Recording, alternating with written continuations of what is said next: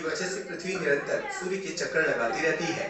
सिर्फ पृथ्वी ही नहीं बल्कि सौर मंडल के दूसरे ग्रह भी सूर्य की परिक्रमा करते हैं। सूर्य का गुरुत्वाकर्षण बल इतना मजबूत है कि कोई भी ग्रह उसका क्षेत्र छोड़कर दूर नहीं जा सकता। इसी गुरुत्वाकर्षण बल की वजह से पृथ्वी अपनी धुरी पर घूमते हुए सूर्य की परिक्रमा करती है। जब धरती सूर्य की एक परिक्रमा पूरी करती है तो धरती पर इस वक्त को एक साल के रूप में जाना जाता है। लेकिन यहाँ एक सवाल उठता है कि धरती का सूर्य के साथ जुड़ाव सिर्फ गुरुत्वाकर्षण बल के कारण ही संभव है या फिर इसके पीछे कोई दूसरी वजह भी मौजूद है। इतना ही नहीं, अगर सूर्य का गुरुत्वाकर्षण बल इतना ही मजबूत है तो पृथ्वी उसके अंदर क्यों नहीं समा जाती।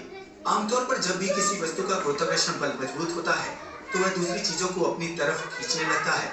उदाहरण के लिए, जब कोई उल्कापिंड या शुद्ध ग्रह धरती के नजदीक आता है तो धरती का गुरुत्वाकर्षण बल उसे अपनी तरफ खींचने लगता है और परिणाम स्वरूप उल्कापिंड और शुद्ध ग्रहों का टकराव पृथ्वी से हो जाता है।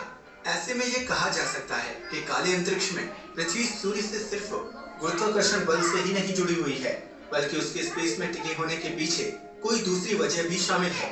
दरअसल पृथ्वी अपनी धुरी पर 24 घंटे में एक बार घूमती है, जिसकी वजह से पृथ्वी पर दिन और रात के बीच परिवर्तन संभव हो पाता है।